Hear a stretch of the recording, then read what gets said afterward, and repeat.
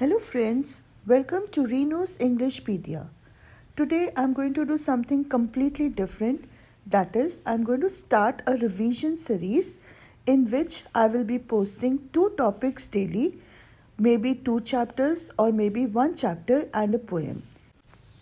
The best part about this video series is going to be that they are going to be classroom transactions where actual involvement of the students can be heard.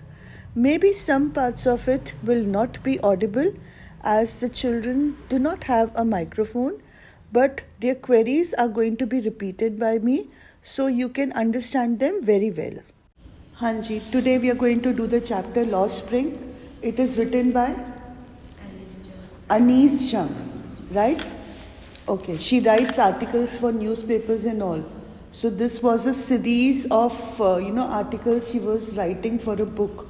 So Lost Spring is one of those stories. Now the important vocabulary over here is apathy. लिख लो. APATHY. What does apathy mean? Not sympathy. Hanji? Not sympathy. Apathy means yes, being indifferent to someone's pain, being indifferent to someone's problems. Okay, next word is passiveness. PASSIVENESS. Passiveness का क्या मतलब होता है?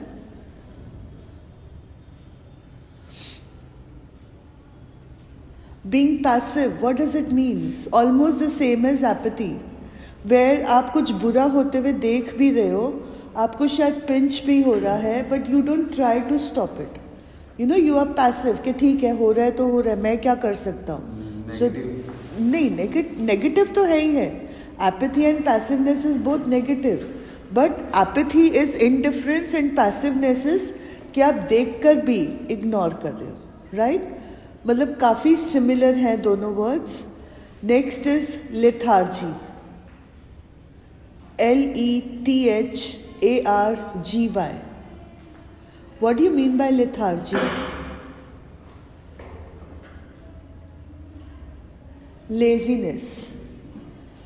आपके अंदर कुछ करने की इच्छा ही नहीं पैदा होती. You're too inactive. You don't have the desire to do anything. Next is viciousness. VICIOUSNESS.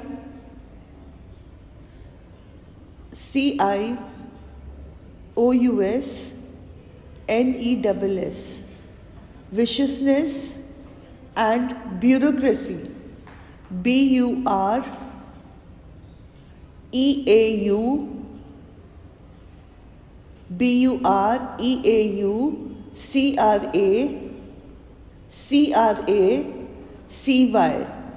Bureaucracy and politics.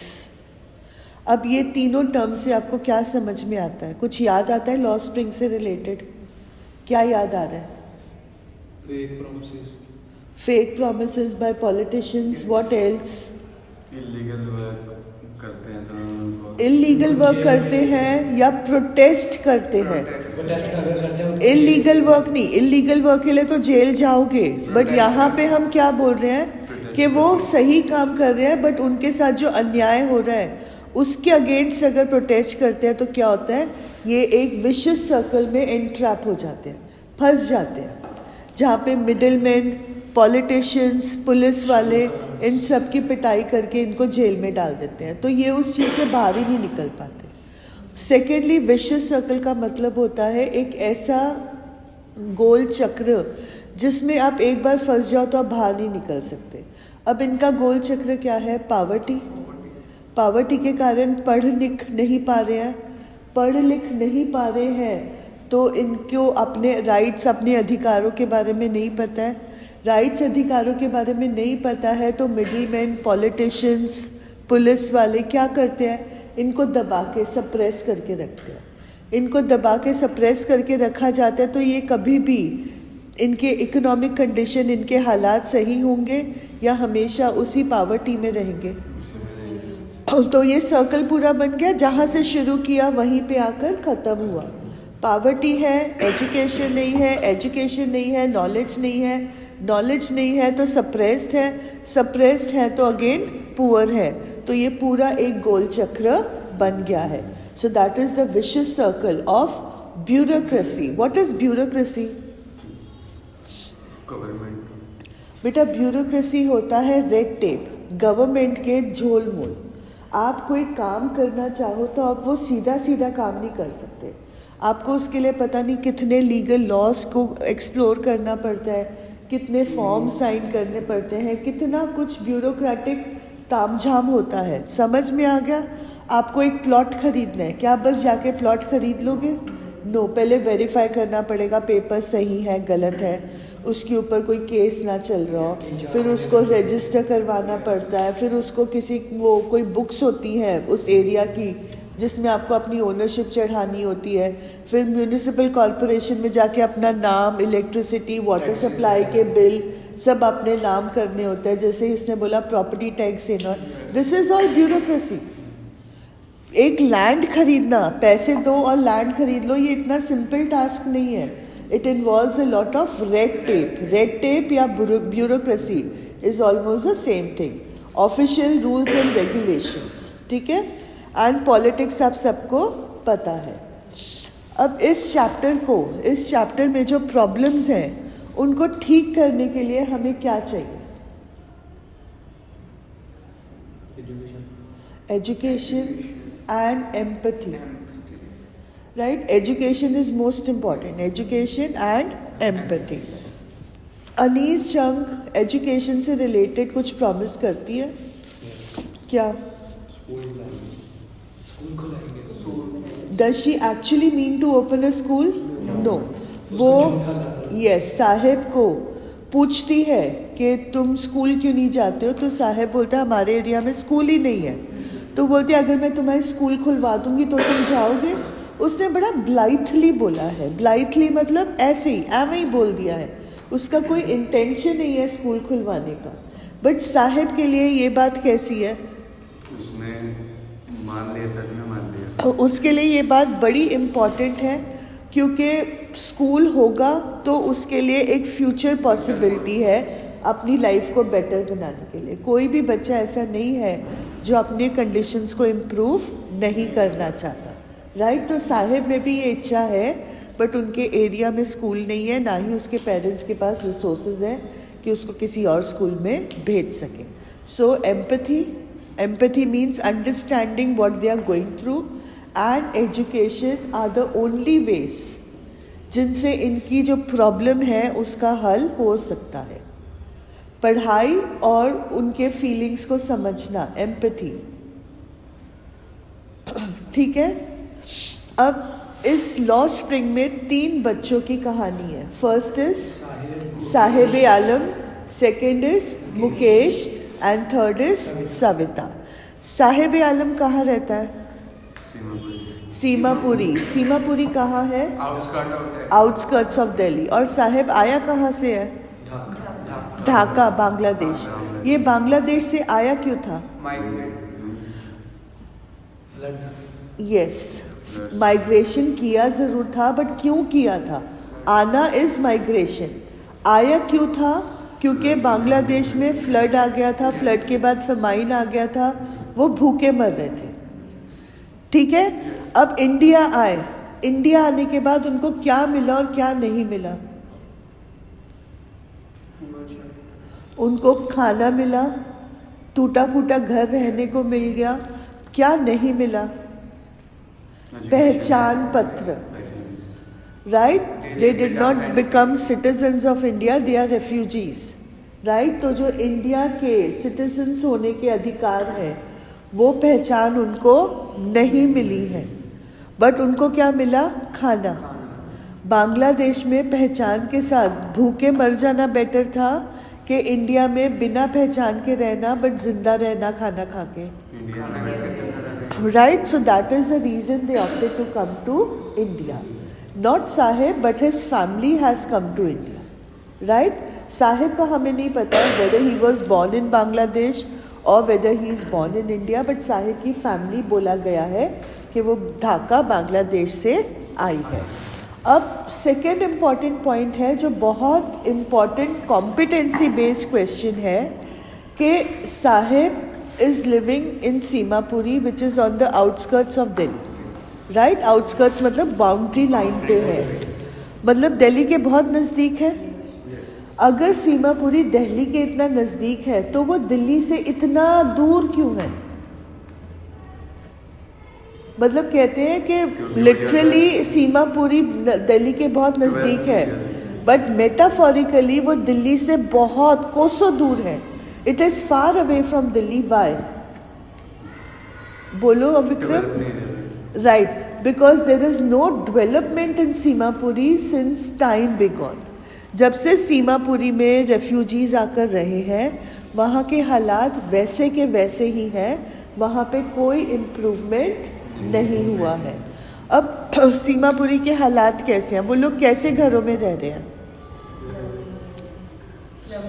Slum areas में रह रहे हैं। उनके, हाँ जी, टिन रूफ। किस चीज़ का है tin roof? Tin roof Seemapuri के घरों में टिन रूफ नहीं है बेटे, वो फिरोज़ाबाद में है। जो सीमापुरी के घर हैं वो कैसे हैं? टेम्पररी हाउसेस, तारपुलिन के बने हुए हैं। They are known as transit homes. लिख लो, सीमापुरी में जो घर है दे आर ट्रांजिट होम्स। और जहाँ पे मुकेश रहता है, राइट, वो टूटे फूटे मकान है विद टिन रूफ। उनके पास मकान है रहने को, उनके पास घर है रहने को, बट वो टूटे फूटे घर है।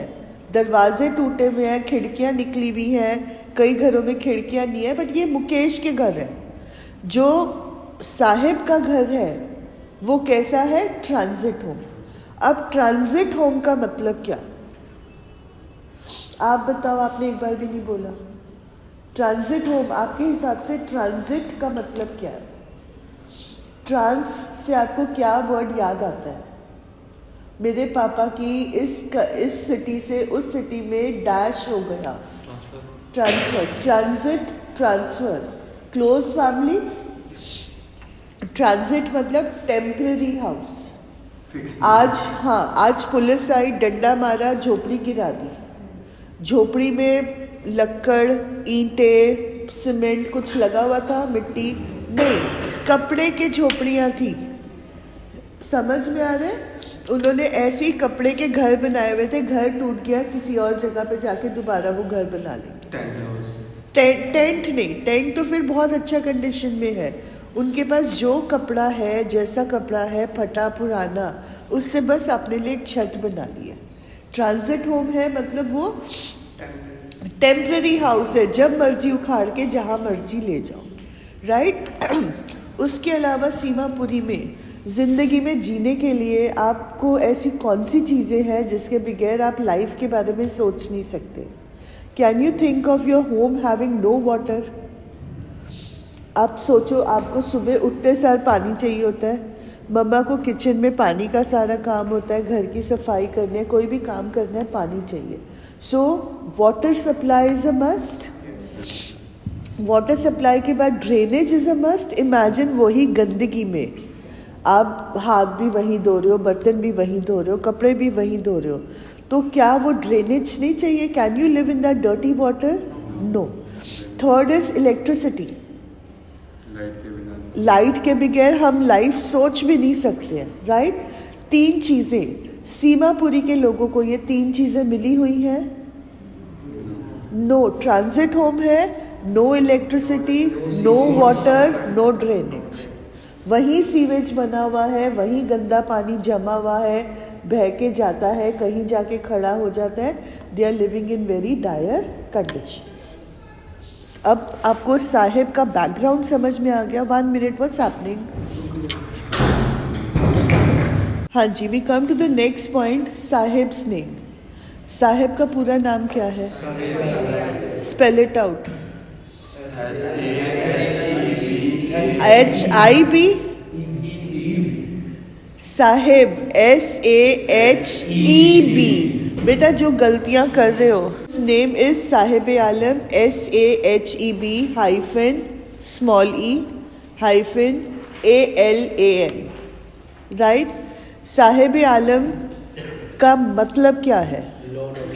Lord of the universe.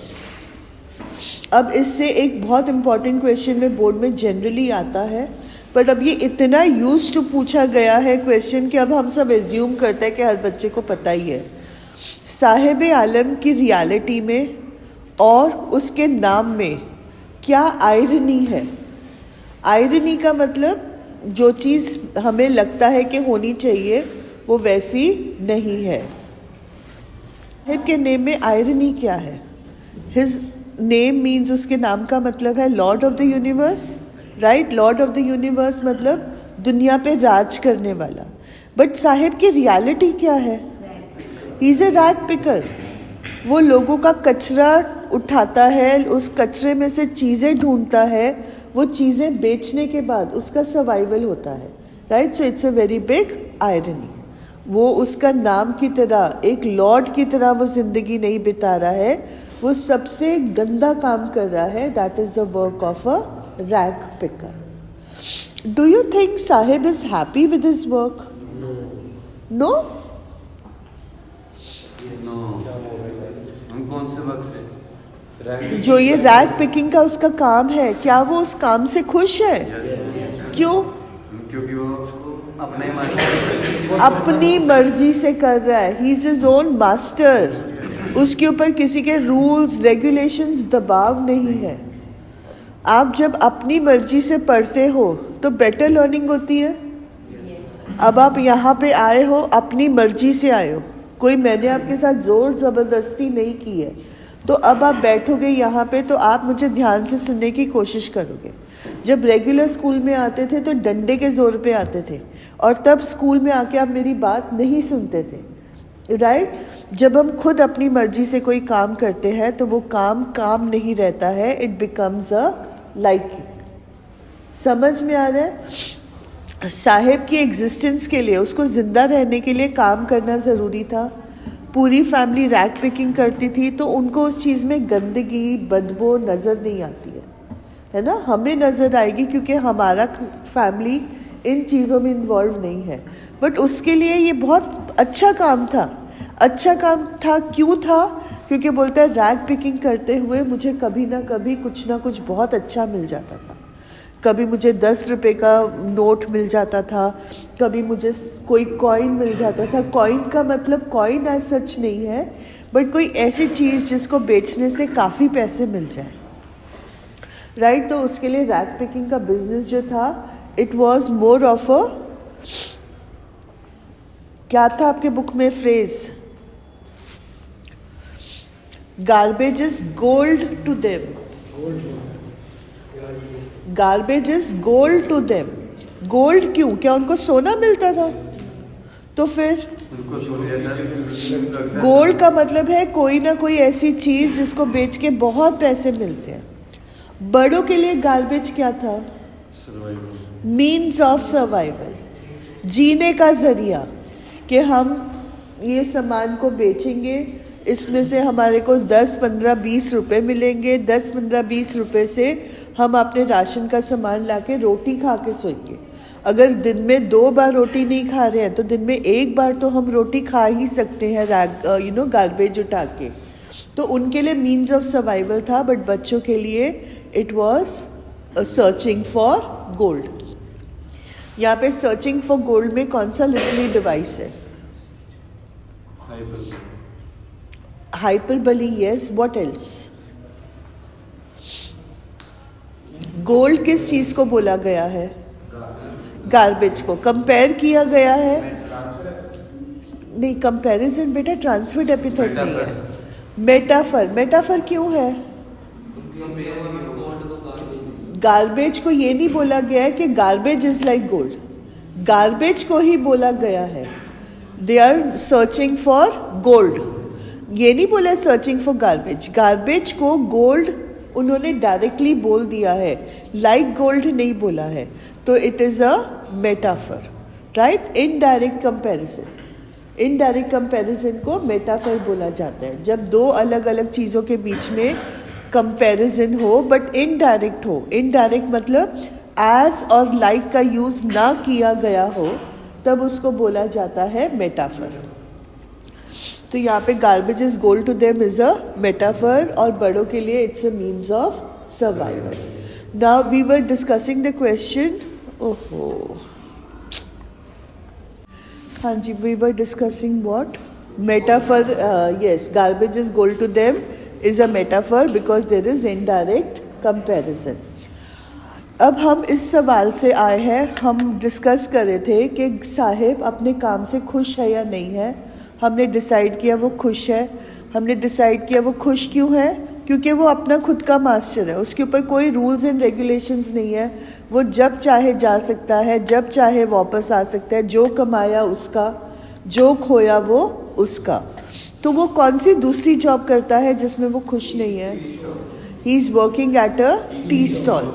हम जैसे लोगों को लगे कि working at a tea stall is very good, उसको एक फिक्स्ड इनकम मिल रही है, उसको खाना भी मिल रहा है, बट साहेब टी स्टॉल पे काम करके खुश नहीं है। क्यों?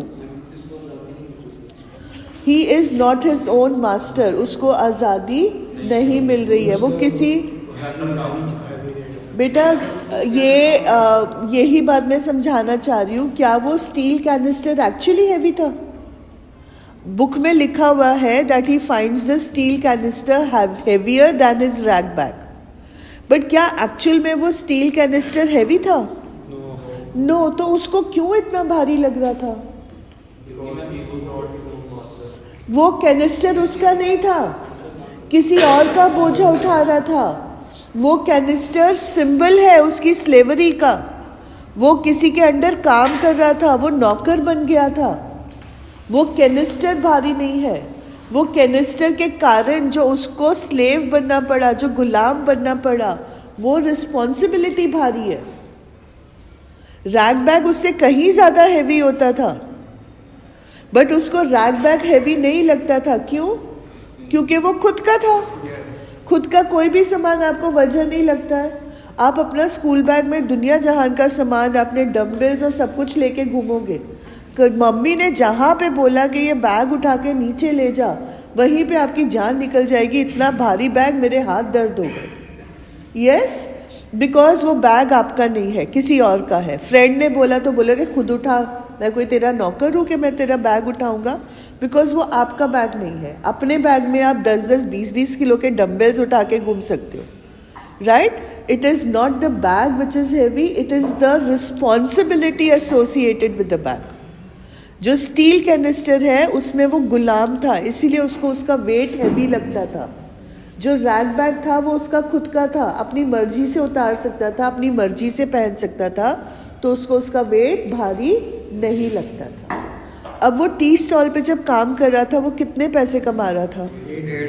800 rupees, right, for the month, along with meals. उसको खाना भी मिलता था। So it is not a bad thing. अगर आपको भरपेट खाना मिल रहा है, आपको ज़िंदगी गुजारे के लिए 800 रुपये मिल रहे हैं, तो हम जैसे सोचे कि रैग पिकिंग से तो ये काम बेटर है, बट साहिब के लिए ये काम बहुत बुरा था। यहाँ तक क्लियर हो गया? कोई और क्वेश्चन है? नो। ओके, अब we come to the chapter. ये तो हमने एक बेसिक इंट्रोडक्शन दिया है। अब हम आते हैं अनीस जंग की मुलाकात साहिब से। जब अनीस जंग सीमापुरी जाती है, she finds a band of boys. सारे के सारे बॉयज़ जो हैं, जितने भी लड़के से वे मिलती है, वो सब रैग पिकर्स हैं, राइट?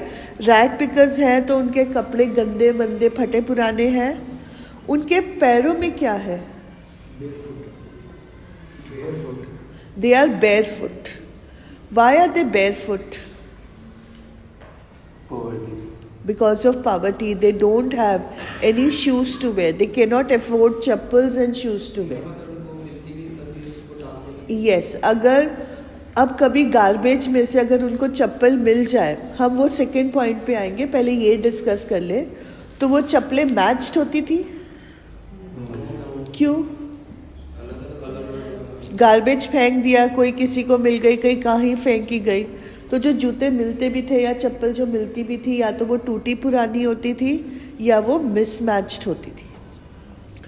थर्ड पॉइंट है, अगर उनको एक अच्छा पैर मिल भी जाए, एक मैच्ड पैर मिल भी जाए, तो वो उसको क्या करते थे, वो बड़ा संभाल के स्पेशल ओकेजन के लिए एक ऊंची शेल्फ पे रखते थे कि इसको हम हर रोज़ नहीं पहनेंगे, ये खराब हो जाएंगे।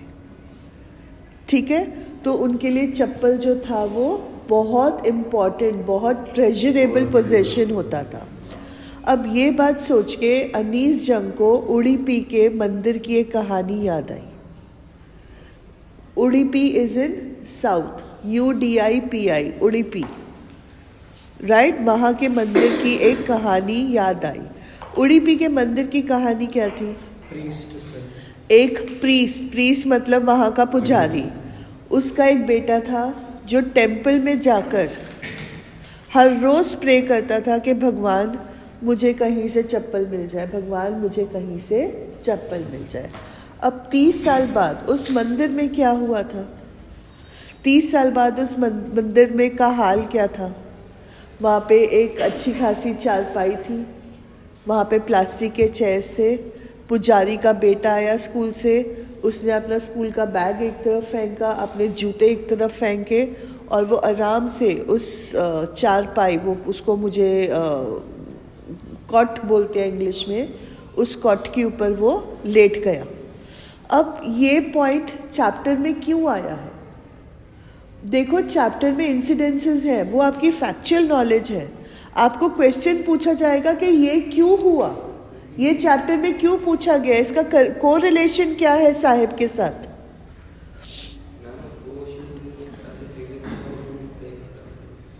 वो तो पहले प्रे कर चुका, 30 साल के बाद अब वो सिचुएशन है जहाँ पे एक और बच्चा है प्रीस्ट का, 30 साल में वो तो बड़ा हो गया ना जो पहले बच्चा था। अब उसके आगे जो बच्चे हैं वो जूतों को फेंक रहे हैं, उनके पास प्लास्टिक की चेयर है बैठने के लिए। ये इंसिडेंट्स, हाँ जी,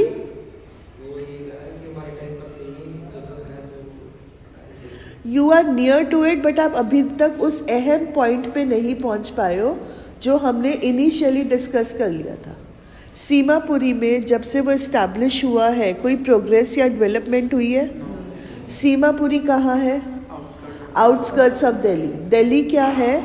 it is the epitome of power, है ना। सारी इनोवेशन, सारी प्रोग्रेस दिल्ली से शुरू होके बाकी कंट्री में जाती है। उडुपी कहाँ है? एकदम बेस ऑफ इंडिया, है ना। एंड उडुपी का एक छोटा सा विलेज, 30 सालों में वहाँ प्रोग्रेस आ गई है। प्रीस्ट का एक बेटा था जो भगवान से चप्पल मांग रहा था, 30 साल बाद एक बेटा है जिसको चप्पलों की कोई रिगार्ड नहीं है, वो पढ़ भी रहा है, उसके पास प्लास्टिक की चेयर भी है बैठने के लिए। मतलब उडुपी के छोटे से गांव में प्रोग्रेस आ गया है।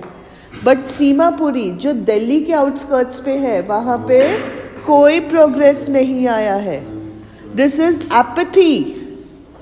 पॉलिटिशियंस के गढ़ में रह के, सबसे रिच स्टेट में रहते हुए, वहाँ के लोगों के डेवलपमेंट में कोई फ़र्क नहीं आया है। उडुपी का एक छोटा सा गांव है, वहाँ पे प्रोग्रेस आ गई है, बट सीमापुरी में अभी तक कोई प्रोग्रेस नहीं आई है। हर बात का तय समझो कि ये बात क्यों कही गई है। चैप्टर में उसे रैंडम नहीं लिखा है कि मेरा मन हुआ तो मैंने उडुपी के बारे में लिख दिया, मेरा मन हुआ तो मैंने इसके बारे में लिख दिया। वो कोरिलेट कर रही है कि दिल्ली के साथ होते हुए भी इनकी लाइफ में कोई फ़र्क नहीं आया है। यहाँ तक बात समझ में आ गई। After that she is talking about garbage and gold. फिर वो बात करती है कि साहिब जब वो ना उस लड़कों से जब मिलती है तो पहले वो उनसे चप्पल पूछती है कि why are they not wearing chappals. तो वो बच्चे एक दूसरे का मजाक उड़ाते हैं, राइट। और फिर वो ये भी कहते हैं कि अगर इनको चप्पल मिल भी जाए तो ये इसको बड़े संभाल कर रख देते हैं। उसके बाद वो बोलती है, वो साहिब से एक दिन फिर मिलती है, वो पूछती है तुम स्कूल क्यों नहीं जा रहे? तो साहिब बोलता है हमारे एरिया में स्कूल नहीं है। वो बोलती है अगर मैं तुम्हें स्कूल बनवा दूँ तो तुम जाओगे? तो Saheb is eager. We have already discuss, did she actually intend to make a school? क्या वो वाकई स्कूल बनवाने वाली थी?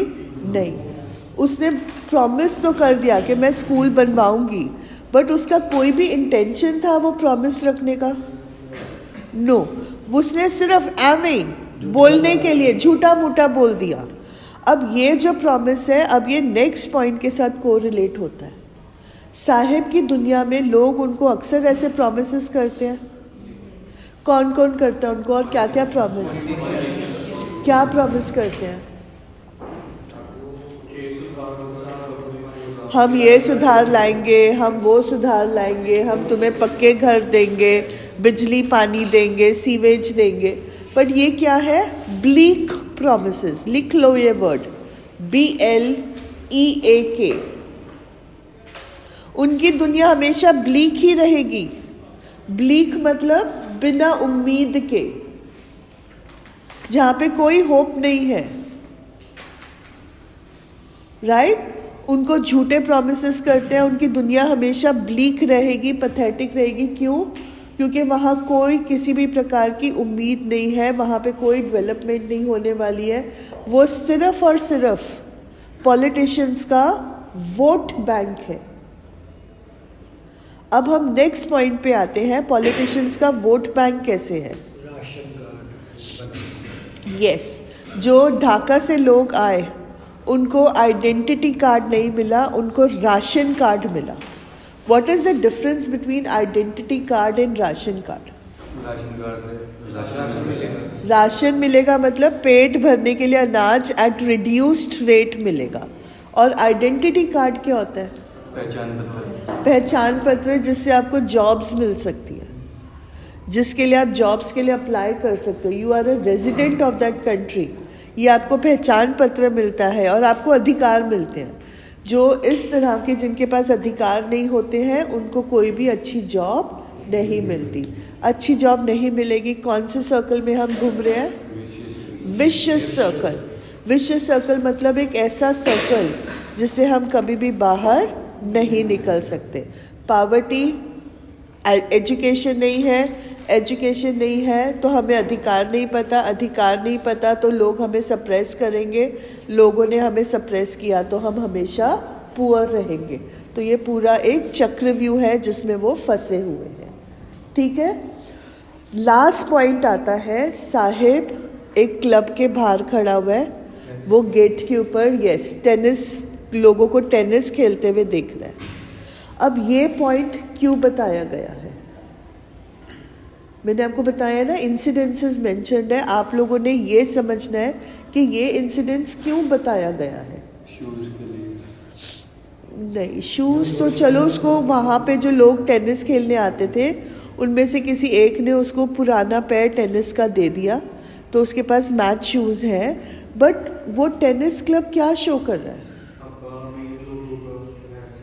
हाँ जी, अमीर लोगों का रहन सहन तो ठीक है बेटा, होप ठीक है, एक उम्मीद की किरण कि कभी हमारी भी ज़िंदगी ऐसी होगी। वहाँ पे उस टेनिस क्लब का वॉचमैन क्या अलाउ करता है? उसको जब खाली होता है उसको स्विंग्स देते हैं।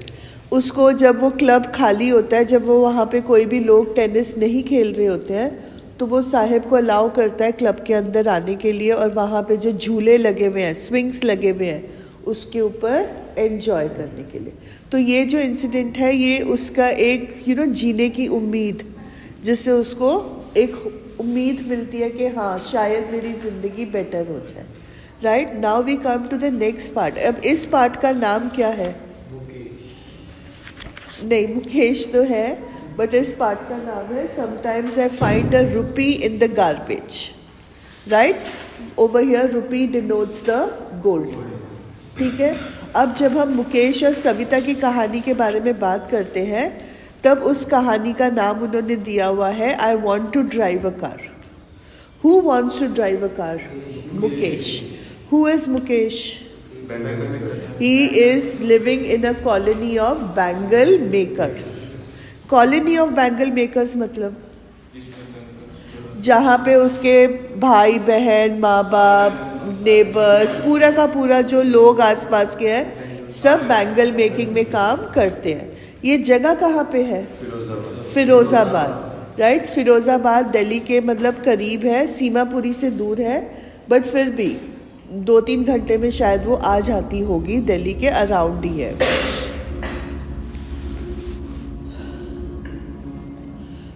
अब सविता भी इसी पार्ट में मेंशन्ड है। सविता और मुकेश का कोई रिश्ता है? Yes ma'am. विक्रम, क्या रिश्ता है? नहीं, उनका कोई रिश्ता नहीं है। लोग अक्सर डालते हैं कि सविता मुकेश की भाभी है। भाभी नहीं है। She is just another child mentioned in the book. She is another bangle maker. Possible है कि सविता और मुकेश एक दूसरे को जानते भी नहीं हैं। अनीस जंग ने सिर्फ सविता को यूज़ किया है बताने के लिए कि जो मतलब एक आयरॉनिक सिचुएशन कि जो लड़कियां बैंगल बना रही हैं उनकी ज़िंदगी में शादीशुदा ज़िंदगी की कोई खुशी नहीं है। जब हम शादी करके जाते हैं तो हमारे को लगता है हमें बड़ी खुशियाँ मिलेंगी, हम एक अच्छी लाइफ अपने हस्बैंड के साथ जिएंगे, बट उनकी लाइफ में क्या लिखा हुआ है? ब्लाइंडनेस। बैंगल मेकिंग करने से आंखें चकाचौंध, मतलब वो आंखों पे इतना ग्लेयर पड़ता है और वो कांच की जो मिट्टी होती है वो आंखों में जाने से ज़्यादातर बैंगल मेकर्स एक पॉइंट पे जाके ब्लाइंड हो जाते हैं। बार बार आपकी आंखों में कांच पड़ेगा तो आपकी सारी नसें कट जाएंगी, राइट।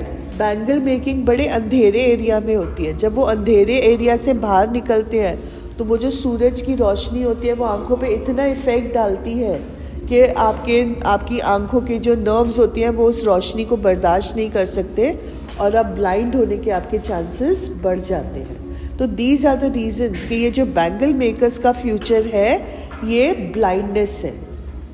समझ में आया ये वाला पॉइंट? अब सविता दिखाया है रेड बैंगल्स बना रही है। रेड बैंगल्स मतलब मैरिज मतलब मैरिज की खुशियाँ? Question mark. Is it an ironic situation?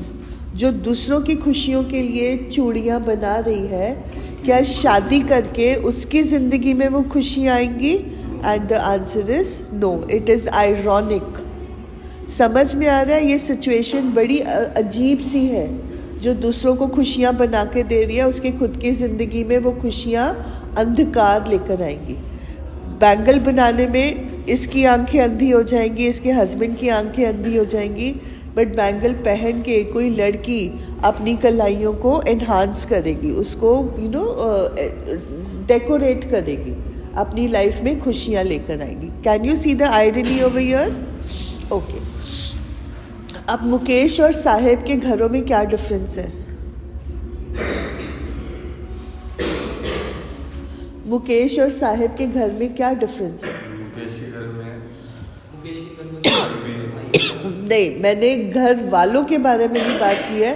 बेटे बात को समझो, वर्ड्स को समझो। मुकेश के टिन रूफ। Very good. जो साहेब का घर है वो ट्रांजिट होम है, झोपड़ियाँ हैं, जब मर्जी तोड़ दो और जहाँ मर्जी सेटअप कर दो। जो मुकेश का घर है वो मिट्टी का बना हुआ घर है, मतलब थोड़ा बेटर है ट्रांजिट होम से। छते में पानी लीक हो रहा है, खिड़की दरवाजे टूटे हुए हैं, इसके लिए वर्ड होता है डिलापिडेटेड। लिख लो, मुझे पता है तुम्हें याद नहीं रहेगा बट फिर भी लिख लो। DILAPIDA, D for dog, DATED, T for tiger, TED। डायलपिडेटेड का मतलब होता है टूटा फूटा। अगर ये वर्ड नहीं याद रखना है तो ब्रोकन डाउन लिख लो, BROKEN, broken down, DOWN, right. Roofs are leaking, doors and windows are unhinged, लटके हुए हैं, एक हिंज लगा हुआ है, दूसरा हिंज टूटा हुआ है, इस तरह के घरों में रह रहे हैं। वहाँ पे हो सकता है इलेक्ट्रिसिटी कनेक्शन हो, वहाँ पे हो सकता है वाटर का कनेक्शन हो, बट वहाँ पे डेफिनेटली सीवेज नहीं है। वहाँ पर भी गंदा पानी वहीं पे सड़कों पे बह रहा है। ठीक है, समझ में आ गया डिफरेंस दोनों के घरों में? सीमापुरी की हालत ज़्यादा ख़राब है, फिरोज़ाबाद में क्योंकि थोड़ा सा काम है तो थोड़ी सी लाइफ उनकी सीमापुरी से बेटर है। अब मुकेश बनना क्या चाहता है? Motor mechanic. क्या ये आम बात है फिरोज़ाबाद के लोगों के लिए? No. Does it take guts to dream big? देखो लास्ट लाइन है, अनीस जंग मुकेश से पूछती है, जब वो बोलता है I want to drive a car, I want to be a motor mechanic, तो अनीस जंग उससे पूछती है do you ever dream of flying an aeroplane? जो बच्चा कार चलाने की सोच सकता है वो एरोप्लेन फ्लाई करने की क्यों नहीं सोच सकता? हम सोच सकते हैं। इस स्कूल का ही एक बच्चा पायलट बन गया, सपना देखा उसने तो वो बन गया, है ना।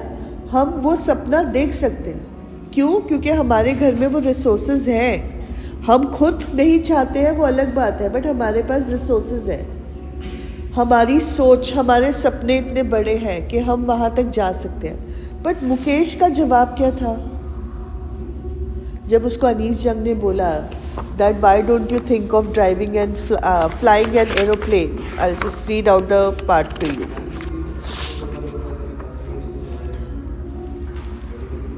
See, I am growing. I am cheered. I want to be a motor mechanic. He repeats. He will go to a garage and learn, but the garage is a long way from his home. I will walk. He insists. Do you also dream of flying a plane? He is suddenly silent. अब ये उसकी चुप्पी क्या denote कर रही है? उससे motor mechanic बोलते हुए तो बड़ा वो इतरा रहा था, खुश था, बड़े लफ्ज़ों में वो खुशी से ये बात को दोहरा रहा था। बट जैसे ही अनीस जंग ने उसे पूछा कि do you think of flying an aeroplane, तो वो एकदम खामोश हो गया। हाँ जी, we were discussing what that why doesn't he think of flying an aeroplane. Mukesh motor mechanic बनने के लिए, कार ड्राइव करने के लिए बड़ा खुश है, बट फ्लाइंग एन एरोप्लेन की जब बात आती है वो एकदम चुप हो जाता है। क्यों? जल्दी बताओ। इतनी ऊंची उड़ान भरना, इतना ऊंचा सोचना, उसके वो पूरे होराइजन्स में ही नहीं है। मतलब अनीस जंग बोलते हैं कि अगर इनके सपने भी हैं ना, तो इनके सपने इनके हालात को रिफ्लेक्ट करते हैं। वो उसके बियॉन्ड जाकर तो सोच ही नहीं सकते हैं। वो उसके मतलब यहाँ पे हमारे जो प्राइम मिनिस्टर है नरेंद्र मोदी, एक उनका कहीं एग्जाम्पल भी आता है, right. He was also working at a tea stall when he was young, and he is now the prime minister of India, not only for 1 term but for 2 or 3 terms he has been the prime minister. तो क्या उन्होंने तब सोचा था? क्या हम ये सोच सकते हैं, हम जो स्कूल्स में पढ़ रहे हैं, इंग्लिश मीडियम स्कूल्स में पढ़ रहे हैं, अच्छे घरों के बच्चे हैं, क्या हम सोच सकते हैं प्राइम मिनिस्टर बनना? नहीं यार, इसमें तो बहुत गट्स चाहिए, है ना। वैसे ही मुकेश ने भी कभी ये नहीं सोचा था कि वो या उसके फैमिली, मतलब उसके लिए कार चलाना ही इतनी बड़ी बात थी कि एरोप्लेन चलाने उड़ाने की तो वो बात सोच ही नहीं सकता था। ठीक है, अब जब अनीस जंग मुकेश से मिलती है, let's come back to the chapter. Mukesh is very happy, very excited. कोई भी अपना टूटा फूटा घर दिखाने के लिए एक्साइटेड क्यों होगा? तुम चुप करोगे क्योंकि ये इन लोगों की क्लास है। यू नो द आंसर्स बेटा जी, इट्स अ रिवीजन। ओके बेटा जी, मुकेश अनीस जंग से मिलने के लिए इतना एक्साइटेड क्यों है? अपना घर दिखाने के लिए एक्साइटेड क्यों है? आपको समझना है, एक सारे इस सिचुएशन में है, एक लेवल पे है, और एक घर है जो उनसे थोड़ा सा ऊपर है, टूटा फूटा ज़रूर है बट वो थोड़ा बेटर कंडीशन में है। तो हम अपने आप को राजा समझेंगे। अंधों में काना राजा सुनी है? वो सारे के सारे बहुत पुअर हैं, बहुत बुरी हालत में उनका घर है, बट मुकेश के घर में मरम्मत हो रही है, उसके घर को रेनोवेट किया जा रहा है। रेनोवेट मतलब नए आलीशान महल नहीं बन रहा है, बट जो टूटा फूटा छत थी या टूटे फूटे दरवाजे थे उनको सही किया जा रहा है। तो his house is in a better condition, so he is excited to show off his house to Anees. Right? अब अनीस जंग मुकेश के घर पे जाती हैं तो whom does she find sitting over there? क्या जब अनीस जंग मुकेश के घर पे जाती है तो वो मुकेश के घर पे किससे मिलती हैं? उसके फादर मुकेश के पापा, मुकेश की दादी और मुकेश की भाभी। श्री यस। मुकेश के दादाजी कैसे हैं? सॉरी, मुकेश के फादर कैसे हैं? ये ससुर, मुकेश के भाभी के ससुर हैं। अब मुकेश की भाभी किस बेटा क्या प्रॉब्लम है? हाँ जी, जो मुकेश की भाभी है, ये जो हमारे पुराने ज़माने के जो हमारी बहुएं होती थी उनके रोल को वो टिपिफाई करते हैं, सिंबलाइज करते हैं। कैसे? सर ढका हुआ है, बड़ों के आगे सर ढकना है। पुराने ज़माने में अगर male member of the house घर में आए जो आपसे बड़ा है, आपका जेठ हो गया, आपके ससुर हो गए या कोई और एल्डरली मैन घर में आए, तो आप घूंघट निकालते हो और आप दरवाजे के अंदर किसी और कमरे में चले जाते हो। आप उनके सामने भी नहीं आते हो। एक कमरे में बैठना, मुंह खोल के कुछ बोलना, ये तो बियॉन्ड होता है।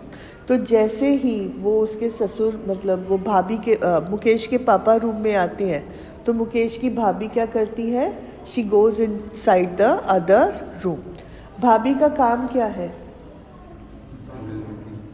She has to look after the family.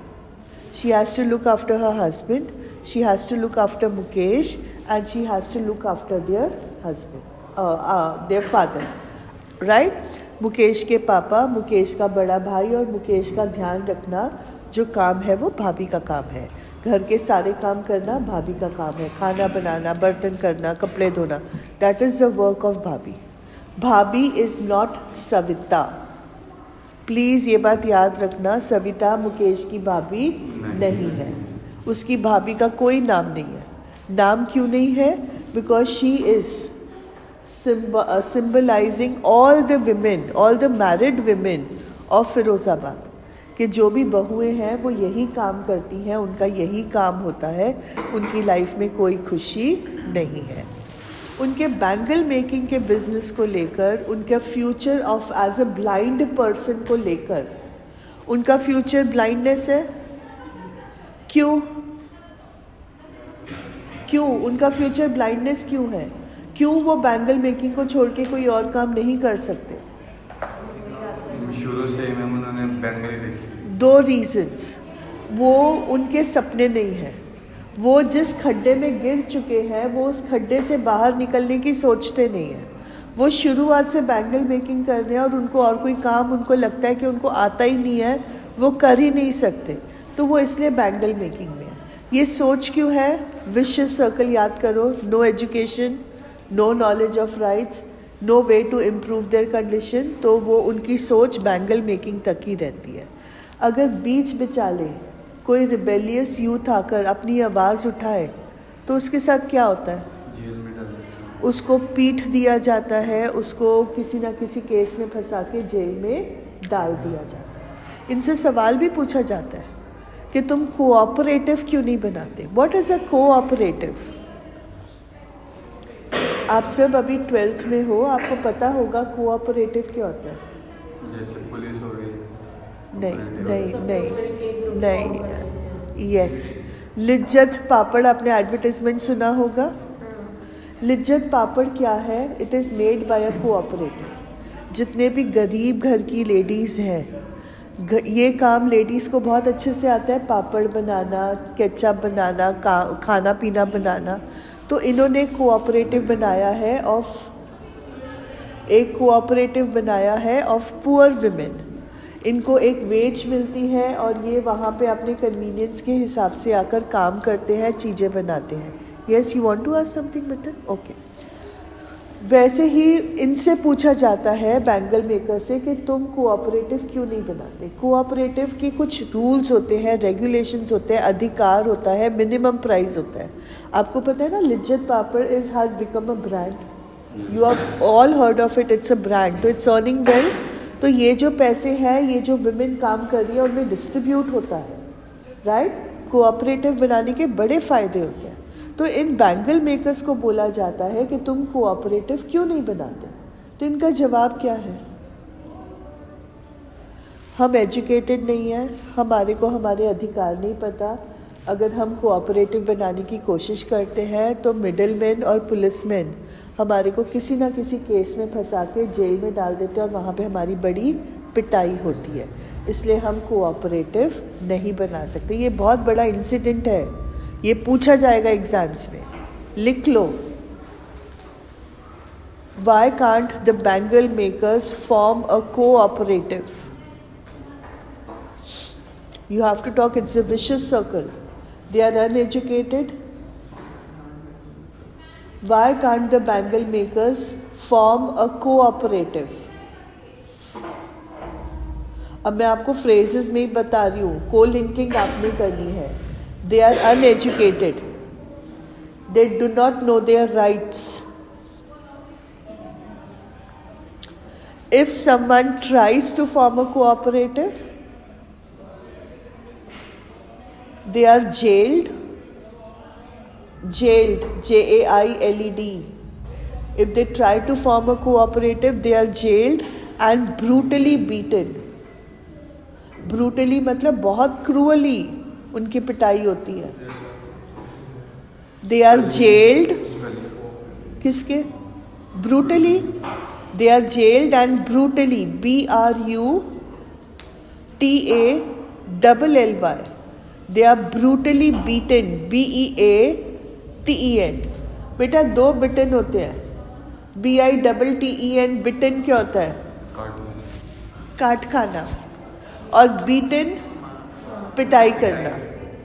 Please BITTEN मत लिखना, इट इज BATEN। बीटन, मार कुटाई होना उनकी, राइट। अब दादी माँ के ऊपर आ जाओ। दादी माँ से पूछा जा रहा है कि आप बैंगल मेकिंग का बिजनेस क्यों नहीं छोड़ देते? आपको पता है कि इसका फ्यूचर जो है वो ब्लाइंडनेस है, गरीबी है, गुर्बत है, आपको भरपेट 2 सेर का खाना नहीं मिलता। That is what the grand mother is saying कि बैंगल मेकिंग करते हैं तो हमें 2 वक्त का खाना भी नहीं मिलता, हम एक ही वक्त का खाना खा सकते हैं। तो अनीस जंग बोलते हैं कि आप इसको छोड़ क्यों नहीं देते? तो बोलते कैसे छोड़े? इट इज़ आर करम, आर डेस्टिनी। डेस्टिनी मतलब किस्मत। हम इस फैमिली में पैदा हुए हैं तो हमें यही करना पड़ेगा, हमें ऐसे ही जीना पड़ेगा। This shows their apathy. आपको वोकैबुलरी के वर्ड दिए थे ना, दिस शोज देयर एपैथी। वो अपनी ज़िंदगी बदलने के लिए भी खुद कोई काम नहीं कर रहा है। एपैथी खुद की तरफ से है, इनडिफरेंस लोगों की तरफ से है। मैंने आपको बोला था ना बहुत माइन्यूट डिफरेंस है। एपैथी है, उन्होंने अपनी सिचुएशन को एक्सेप्ट कर लिया कि बहुत बुरी ही सही, बट हम इस ज़िंदगी में हैं तो कोई बात नहीं, ठीक है।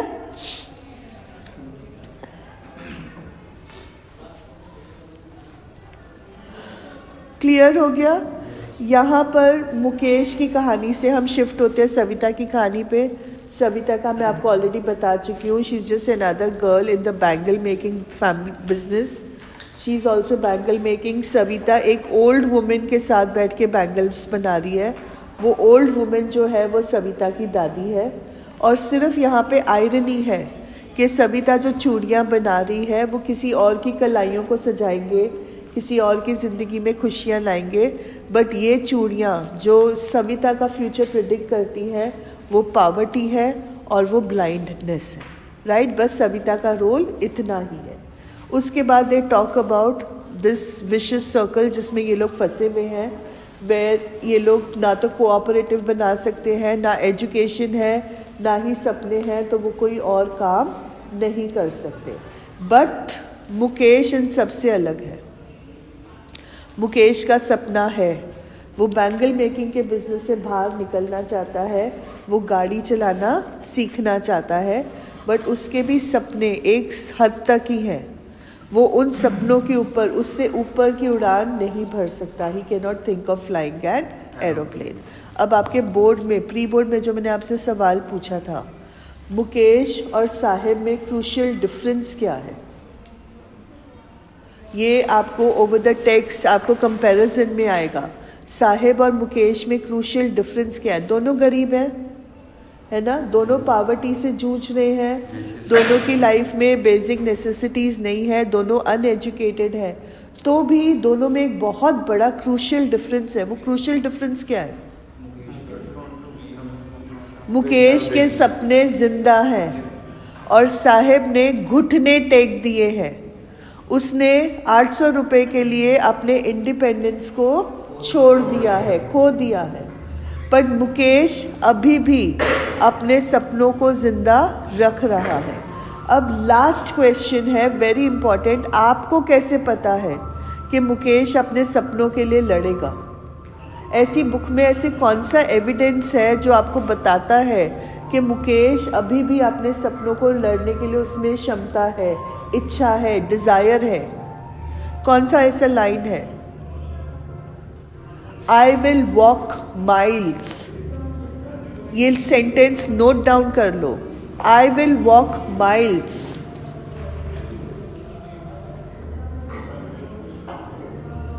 वो ये बात क्यों बोल रहा है? वो बोलता है कि मैं गैरेज में जाके गाड़ी चलाना और मोटर मैकेनिक बनना सीखूंगा।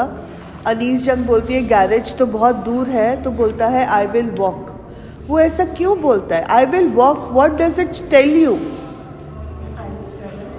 आई will struggle, I will do hard work, I will not give up, मैं हार नहीं मानूंगा, मुझे मेहनत करनी पड़ेगी, मुझे तकलीफ़ बहुत होगी, मुझे हो सकता है कोई ऐसे टाइम पे जाना पड़े जो मुझे बैंगल मेकिंग तो उसको करनी है, बैंगल मेकिंग का काम तो करना है, तो उसका जो फ्री टाइम होगा, जिस टाइम पे वो रिलैक्स कर सकता है, वो उस टाइम पर भी मीलों चलने के लिए तैयार है, so that he can learn the art of repairing the cars and driving a car.